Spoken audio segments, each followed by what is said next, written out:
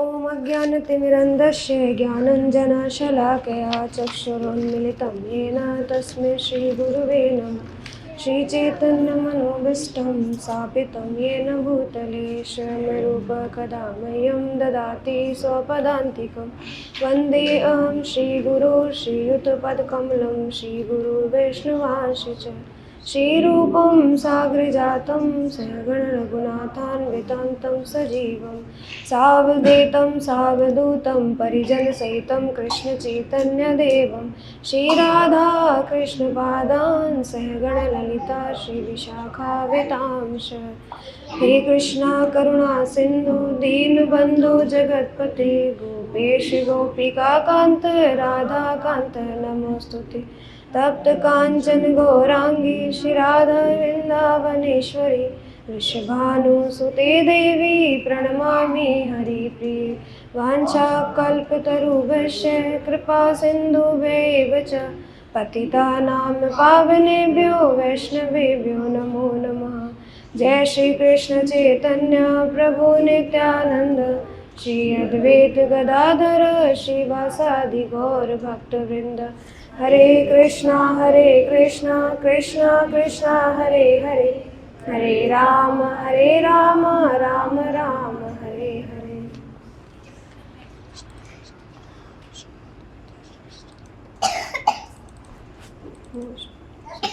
नमो विष्णुपादाय कृष्णपृष्ठाय भूतले श्रीमते भक्तिवेदांत स्वामिति नामिने।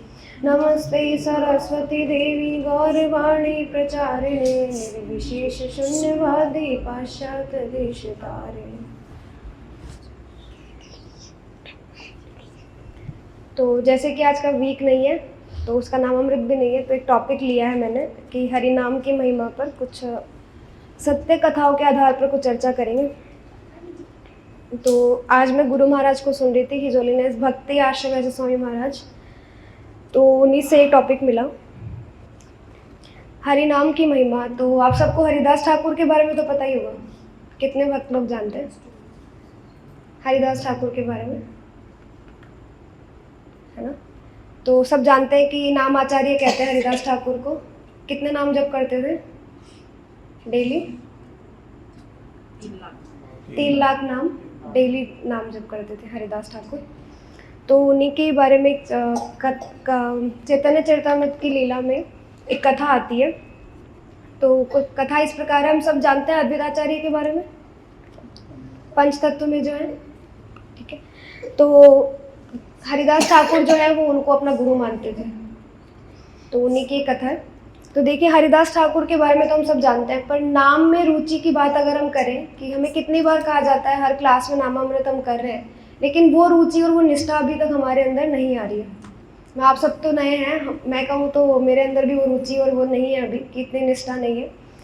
तो कैसे रुचि आई जाए, तो उसके पहले ये पता होना चाहिए कि हम उसकी महिमा के बारे में इतना गान क्यों करते हैं। किसी भी चीज़ के बारे में अगर हम फॉलो करना चाह रहे हैं तो सबसे पहले उसके बारे में हम सिग्निफिकेंस पढ़ते हैं, क्या महत्वपूर्ण है वो, इतनी महिमा क्यों गाते हैं हम हरि नाम की, तभी तो हम उसका नाम और रुचि ले पाते हैं ना। तो ये सब पता कैसे लगेगा कि इतनी रुचि और इतनी निष्ठा कैसे प्राप्त की जाए, तो वो आचार्यों से मिलती है कि आचार्य कैसे इतनी दृढ़ता से हरिनाम का जप करते हैं, और हम सबको भी वही सिखा रहे हैं। तो सबसे बेस्ट एग्जाम्पल हमारे सामने हरिदास ठाकुर का आता है। तो एक घटना है कि शांतिपुर, जो नवद्वीप धाम में ही पड़ता है, वेस्ट बंगाल का हिस्सा है, शांतिपुर एक जगह है जहाँ अद्वैताचार्य का घर था। सबसे ब्राह्मणों में सबसे श्रेष्ठ अद्वैताचार्य को कहा जाता था उस टाइम पर, और चैतन्य महाप्रभु से काफ़ी बड़े भी थे क्योंकि पहले ही आ गए थे। ऐसे सदाशिव और महाविष्णु का रूप है, लेकिन क्योंकि उनको अपना गुरु मान रहे थे चैतन्य महाप्रभु को, तो उसी बेसिस पर उनकी हम यहाँ चर्चा करेंगे आज। तो शांतिपुर में अद्वैताचार्य का घर था, और उनका ये था कि हर साल जैसे कि पितृ जो श्राद्ध टाइम आता है 1 महीने का, उसमें हमारे यहाँ पर तो आज हम सब चीज़ें भूल चुके हैं वैदिक परंपरा के अनुसार, लेकिन उस समय बड़े ब्राह्मणों को बुलाकर घर में भोजन करवाया जाता था। तो स्थिति ऐसी थी कि सबसे बड़े ब्राह्मण, और उस टाइम पर तो ब्राह्मणों का मतलब बहुत नाम था, और बहुत नाम भी था। नाम ऐसे था क्योंकि हर किसी को ब्राह्मण नहीं कहते थे। जैसे आज तो हमें लगता है कि किसी ने तिलक धारण कर रखा है, कंठी पहन रखी, तो ब्राह्मण हो गया, लेकिन वो ब्राह्मण नहीं है। जन्म से कोई ब्राह्मण नहीं होता, कहते हैं कर्म से ब्राह्मण होता है। तो 500 ब्राह्मणों का भोजन उन्होंने अपने घर में रखा और उनका ये था कि जितने बड़े से बड़े ब्राह्मण हैं उन सबको घर में उन्होंने इनवाइट किया कि पितृ जो श्राद्ध का कार्यक्रम था उसे बुलाया गया। अब उसमें होता ये है कि जब हम ब्राह्मणों को बुलाते हैं, जो सबसे बड़ा होगा, सबसे वरिष्ठ जो होगा, उसको श्राद्ध की सबसे बड़ी प्लेट जो है वो लगाई जाती है और जो भी कपड़े या जो भी सब चीज़ें दी जाती हैं वो सब दिया जाता है। ठीक है, तो पहली बार ऐसा हुआ कि हर बार तो बहुत नॉर्मल ब्राह्मणों को बुलाया जाता था। पहली बार निमंत्रण गया हरिदास ठाकुर के पास, तो हरिदास ठाकुर भी पहुँचे।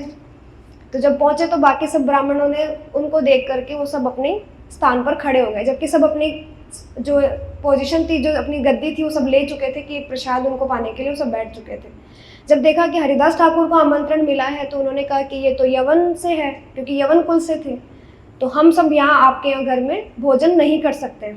तो सब लोग रुष्ट हो गए और ब्राह्मणों ने ये कहा कि हम आपका तिरस्कार करेंगे इसके लिए। और समाज से निकाल देना उस टाइम पर बहुत बड़ी बात होती थी। आज तो हमें लगता है कि हम एक जगह से दूसरी जगह चेंज कर लेंगे, समाज निकाल भी देगा, बहिष्कृत कर देगा किसी जगह से। तो अद्वैत आचार्य को धमकी दी गई ब्राह्मणों के द्वारा, जो स्मार्ट ब्राह्मण अपने आप में वैदिक कार्य पूरी विधि विधानों से जो ब्राह्मण पूरी प्रक्रिया अपनाते थे उनसे। तो जब उन्होंने कहा कि हम आपको समाज से बाहर निकाल देंगे और अग्नि और जल आपका बंद कर दिया जाएगा, क्योंकि उस टाइम पर तो अग्नि और जल ऐसे नहीं मिलता था, समाज के थ्रू ही वो सब चीज़ें हमारे पास आती थी। कैसा तो है नहीं कि लाइटर या ये सब चीज़ें हमें मिल गई है या माचिस वगैरह, इसकी अनुमति होती थी समाज के बड़े लोगों के द्वारा। और जल का तो हमें सब पता ही है कि जब कुएं से पानी निकालने के लिए तो उसकी परमिशन हर किसी के पास नहीं होती थी, जब बड़े जो अलाउ करते थे उसके बाद ही दिया जाता था। तो उन्होंने कहा हम बहिष्कृत करते हैं आपको, आज से आपके घर में अग्नि और जल नहीं प्रवेश करेंगे जब तक आप हमें आकर के माफ़ी नहीं मांगेंगे इसके लिए जो आपने अभी ये जो कर्म किया है, जो दुष्कर्म आपने किया है उसके लिए। तो अद्वैताचार्य तो जानते ही थे कि कृष्ण की है जो भी लीला है, चैतन्य महाप्रभु ऑलरेडी हैं, तो उसमें संत बिल्कुल उन्होंने ये कहा, कुछ नहीं कहा उनको, सिर्फ ये कहकर कि हाँ मेरे से गलती हुई या जो कुछ, और वो चले गए। इसके बाद अद्वैताचार्य हरिदास ठाकुर के पास आते हैं और कहते हैं कि अब बताइए क्या करें। तो हरिदास ठाकुर कहते हैं मैं तो आपको गुरु स्वीकार कर चुका हूँ, मैं तो गुरु ही मानता हूँ, जैसा आप कहेंगे वैसा ही होगा। तो उनका मैं तो आपको कोई आदेश नहीं देना चाहता, फिर मैं एक शिष्य गुरु को आदेश कैसे दे सकता है कि क्या करना चाहिए, जैसा आप कहेंगे वैसा होगा।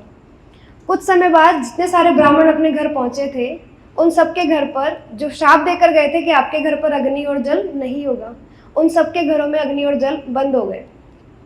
और कुछ समय के बाद में जब कुछ ब्राह्मणों को लगा, जब तक तो रियलाइजेशन नहीं आया ना, अंदर से निकल ही नहीं रहा था, समझ ही नहीं आया कि ये क्या हो रहा है, लेकिन बाद में जब समझ में आई स्थिति तो काफ़ी दिन निकल चुके थे, मतलब 8 से 10 दिन उनको निकल गया था और एकादशी का समय आ गया था। एकादशी में तो हम सब जानते ही हैं कि हम लोग निर्जला करते हैं, जो सबसे स्टैंडर्ड अगर हम बात करें। इसके बाद में हम सफला करते हैं कि ठीक है सहजल हो गए, हम पानी के साथ हो गए, सफला हो गया कि हम फल के साथ कर रहे हैं, या फिर हम जो हमारा वैष्णव है कि हम कुछ आहार ले लेते हैं एकादशी के पारंपरिक तौर पे। तो सब लोगों को ये था कि आज तो हम लोग सब सोचते हैं कि हम कौन सा करें, 2 टाइम 3 टाइम भी खा लेते हैं एकादशी पे, ठीक है अन्य तो नहीं खाना, बाकी सब तो खा ही सकते हैं। लेकिन उस टाइम पर उन सबको निर्जला करना पड़ा क्योंकि सबके घर में जल बिल्कुल तरीके से बंद हो गया था। जब ये स्थिति समझ में आई तब तक बहुत देर हो चुकी थी, लेकिन बाद में आपस में डिसीजन लिया गया कि हमें वापस जाकर और शांतिपुर में अद्वैत आचार्य को जाकर के माफ़ी मांगनी चाहिए। जब सारे ब्राह्मण इकट्ठे होकर के वहाँ पहुँचे, जब पहुँचे तो उसके बाद उन्होंने कहा कि हम आपसे माफ़ी चाहते हैं, हमने जो भी किया गलत किया, हमें ऐसा नहीं करना चाहिए था। तो अद्वैत आचार्य कहते हैं कि मेरे लिए तो आपने कोई पाप किया ही नहीं, क्योंकि मैंने तो आपको घर बुलाया था और आप मेरे से मतलब मेरे तरफ से आपका अपमान हुआ, जो आपको लगा, आपने जिसके प्रति अपमान किया आप उससे जाके माफ़ी मांगिए। और तब सब जाकर के हरिदास ठाकुर से जाकर माफ़ी मांगते हैं। तो आप सोचिए कि इतने बड़े वैदिक कर्मों से जो सब प्रक्रिया चली आ रही है पारंपरिक तौर से, सबके घर मतलब ब्राह्मण ही थे तो ऑफकोर्स परंपरा में भी थे, और कहीं ना कहीं स्मार्ट ब्राह्मण मतलब जो पूरी तरीके से वैदिक विधि विधानों का अनुष्ठानों का सबका अच्छे तरीके से कर रहे हैं, सब कुछ गलत नहीं कर रहे हैं। इतने बड़े ब्राह्मण इतनी बड़ी गद्दी पे होने के बावजूद किसके सामने झुक रहे हैं? एक ऐसे यवन कुल के एक भक्त के सामने जो हरिनाम जप कर रहे हैं। इतनी बड़ी महिमा है हरिनाम की। सिर्फ हरिनाम जप से हरिदास ठाकुर की स्थिति इतनी बड़ी थी कि सारे ब्राह्मणों को आकर झुकना पड़ा। और क्या लगता है कि हरिदास ठाकुर में इतनी शक्ति थी कि उन्होंने बंद किया उनका अग्नि और जल? नहीं ना। किसने किया? भगवान ने। तो जब भक्त की रक्षा के लिए भगवान खड़े हैं तो हमारे अंदर इतनी निष्ठा, इतनी रुचि होनी चाहिए कि हम हरिनाम को बिना किसी संकोच के, किसी डर के कि कोई देवी देवता रुष्ट हो जाएंगे या कोई और कुछ कहेगा या कोई कैसा बोलेगा, कोई कहेगा पागल है, पूरा दिन हरिनाम ही जब करता रहता है, इतना सोचने की आवश्यकता नहीं है। जब पता है ना कि पीछे बैकअप में कृष्ण खड़े हैं, हर चीज़ के लिए भगवान खड़े हैं, आप पूरी निष्ठा से उसका जाप करें। ठीक है, तो एक कथा तो इस प्रकार थी। अगर दूसरी कथा की बात करें तो हमारे श्रील प्रभुपाद इस्कॉन के बारे में हम सब जानते हैं, जिन्होंने बनाया। इस्कॉन के फाउंडर आचार्य ऐसी भक्ति वेदांत स्वामी श्रील प्रभुपाद।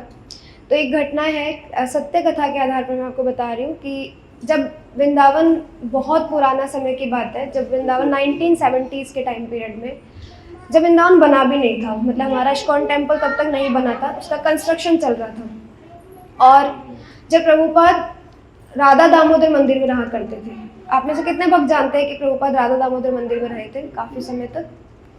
ठीक है, करीबन 6-7 वर्षों तक हमारे प्रभुपाद जो हैं वो राधा दामोदर मंदिर में रहे। षट गोस्वामियों के मंदिर में जो हमारे षट गोस्वामी है, 6 गोस्वामी, उनके मंदिरों में यही मंदिर आता है राधा दामोदर।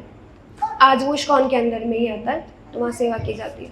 तो उस टाइम प्रभुपाद वहाँ रहते थे, लेकिन जब प्रभुपाद बाहर से होकर आए थे, तो जब प्रभुपाद ने ये सब चीज़ें जो प्रभुपाद रचना कर रहे थे शास्त्रों की और वो सब की, प्रभुपाद का काफ़ी समय राधा दामोदर मंदिर में निकला था। तो उनकी स्थिति कुछ ऐसी थी कि बाहर से बहुत सारे विदेशी भक्त आए दिन आते थे, लेकिन हमारे पास उनको ठहराने के लिए कोई जगह नहीं थी, कोई कुछ नहीं था हमारे पास। उस टाइम पर वृंदावन में इतना कुछ बसावट हुई नहीं थी और टेम्पल अभी बन ही रहा था।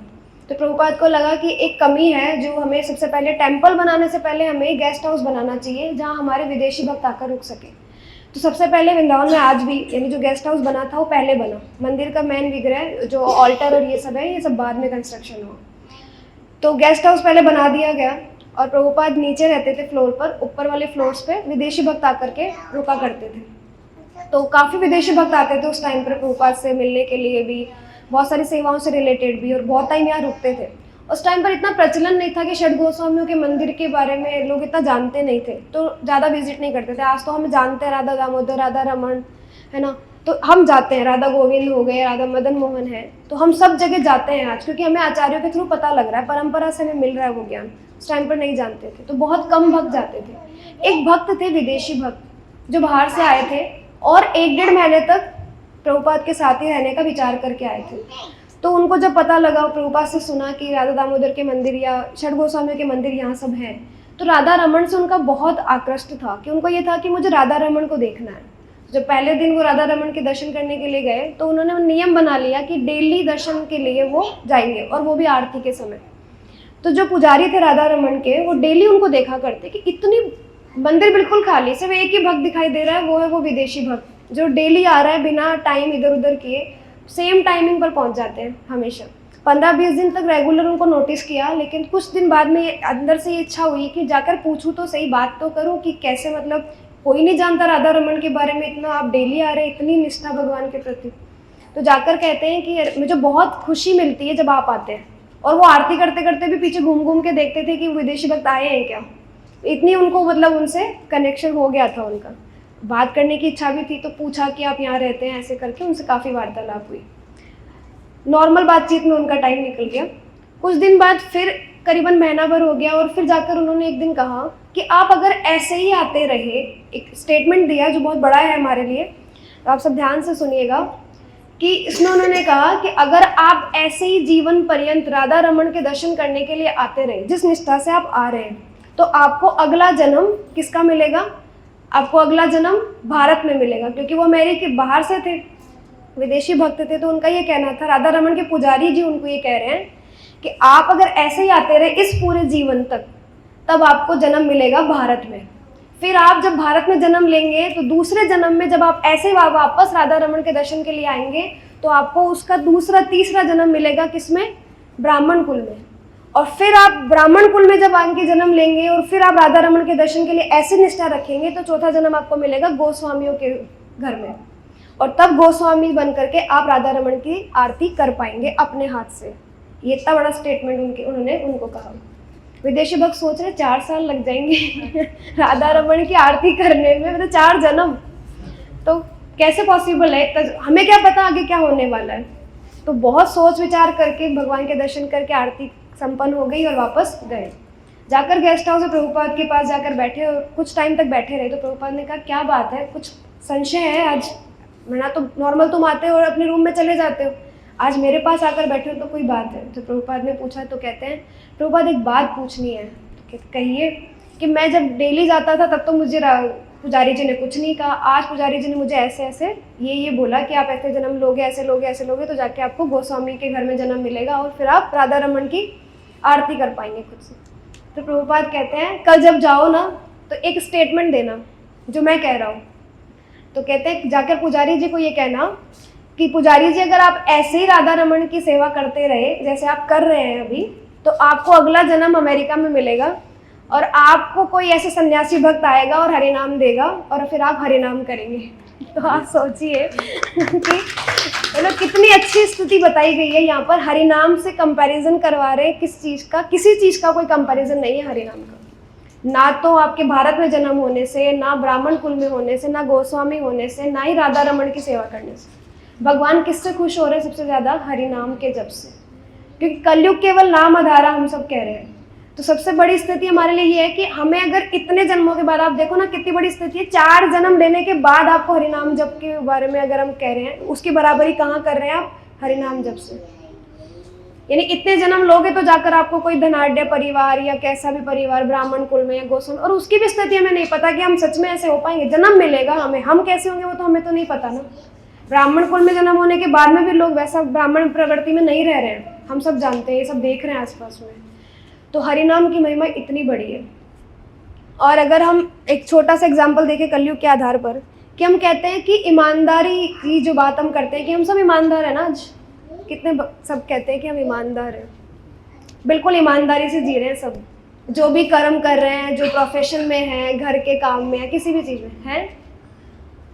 कोई ईमानदार है यहाँ पर? क्या होती है ईमानदारी की डेफिनेशन? नहीं, ईमानदार का मतलब ये होता है जो बेईमान नहीं होता, और हम सब बेईमान हैं। कैसे? क्योंकि भगवान ने हमें जल, अग्नि, वायु सब हमें फ्री में दिया है, जिसका हम कोई टैक्स नहीं दे रहे, कोई पैसा नहीं दे रहे, कोई बिल नहीं भर रहे। तो हमें सिर्फ एक ही बिल भरना है, वो है हरि नाम जप। ठीक है? हरे कृष्णा कृष्णा कृष्णा हरे हरे, हरे राम राम राम